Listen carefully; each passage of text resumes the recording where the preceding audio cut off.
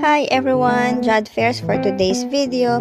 Ano nga ba ang inyong makikita kung kayo ay pupunta dito sa Jad Fairs? Ang bubungad sa inyo dito ay sweet sections. Meron din sila dito ang seafoods. Actually, yung center nila is more on seafoods ang pagkain, good for the family. Along the side, meron pad thai, glass noodles, grilled crabs. Meron din sila mga grilled meat like pork, chicken, and beef. Meron silang takoyaki. Meron silang octopus, squid tentacles, and shrimp. Yung octopus nila is 100 baht per stick. Sa try ko siya, medyo maanghang siya yung coating sa kanya, pero okay naman. For the grilled shrimp, 250 baht naman siya per order. Meron din crocodile meat and barbecue beer for 100 baht per stick.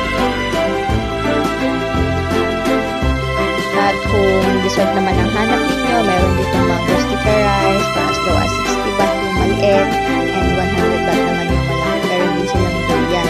Meron din ditong Thai crispy pancake, para siyang barquillos, mas manipis lang, at madami din siyang flavor. Kung maglalakad pa kayo, makakakita rin kayo ng potato twist.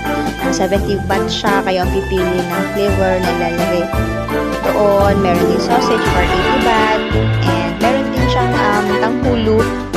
70 baht lang ang price niya. Recommend ko yung grapes kasi masarap siya. And for drinks, meron naman tayong soda na ilalagay sa isang cup full of ice. Kung sakaling mauhaw kayo kakaibot dito. At kung ang hanap naman ninyo ay mga exotic food, meron dito. Scorpion na steak.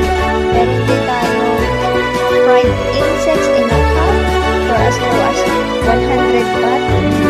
And yung mga nakalagay sa steak, 100 baht up to 300 baht. Depende kung anong trip ninyong insect.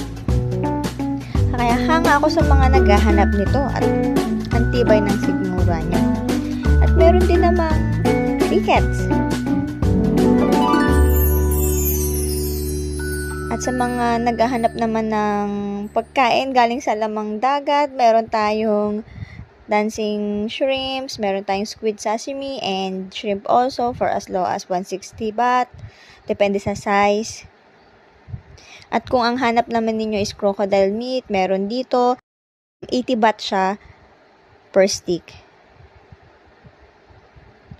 At kung pasalubong naman ang hanap ninyo, meron rin dito.